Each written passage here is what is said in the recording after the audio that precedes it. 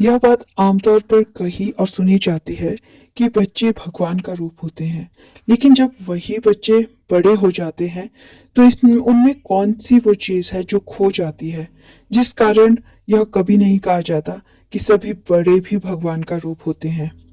ज्यों-ज्यों बच्चे बड़े होते हैं, वे ईर्ष्या, वैर, नफरत से भरे वातावरण में गैर मर्यादा कार्य करने वाले लोगों से घृणा, नफरत, लालच, क्रोध जैसी चीजें सीख जाते हैं।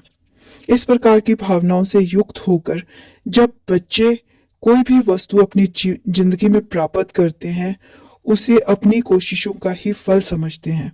सब कुछ देने वाले भगवान का उन्हें एहसास भी नहीं होता। जीवन में किसी भी वस्तु की प्राप्ति उनमें अहंकार को जन्म देती है। क्या एक स्वार्थी व्यक्ति जो अहंकार से भरा हो भगवान हो सकता है?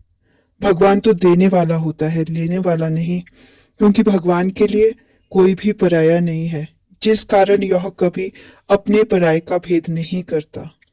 इसी प्रकार जब बच्चों में भी अपने पराये का भेदभाव नहीं होता, उनमें स्वार्थ की भावना नहीं होती, वैर द्वेष नहीं होता, तो वे भी भगवान का ही रूप होते हैं। क्योंकि भगवान भी सभी इंसानों को एक समान समझकर अपनी कृपा दृष्टि प्रदान करते हैं। भगवान की बनाई हुई सभी शक्तियां भगवान के नियम के अनुसार ही सभी को एक जैसा सुख प्रदान करती है।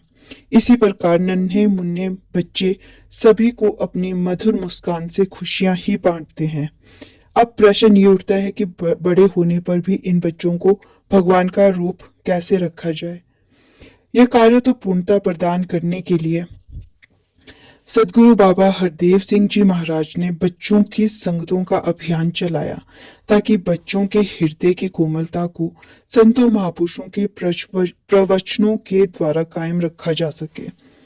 बच्चे तो कोमल स्वभाव के होते हैं, जिन्हें किसी भी रूप में आसानी से ढाला जा सकता है। इन बढ़ते बच्चों को इससे पहले कि संसार की मोह माया में खो जाएं, इन्हें बाल संगत द्वारा निरंकार का ज्ञान करवाया जाता है। बाल संगतों में यह समझाया जाता है कि संसार एक निराकार प्रभु परमात्मा की रचना है और ये निराकार प्रभु परमात्मा कण कण में व्याप्त है, जो हमारे हर अच्छे और बुरे कर्म पे नजर रखता है। यही सब कुछ करने वाला है और सभी इंसान इसी एक परमात्मा की संतान है। इसीलिए हमें कभी भी किसी से वैर नहीं करना, अपितु अज्ञानता के अंधकार में वैर से जलते संसार को प्रेम का संदेश देना है। जब इस प्रकार की परोपकार की भावना से युक्त होकर ये बच्चे बड़े होते हैं, तो समाज में इंसानियत, प्रेम और भाईचारे का एक उदाहरण प्रस्तुत करते हैं। उनके बोलों में मधुरता, कर्मों में परोपकार और जीवन में सहजता को देखकर कोई भी यह कह सकता है, अरे ये इंसान तो भगवान का ही रूप है। धन्यवाद।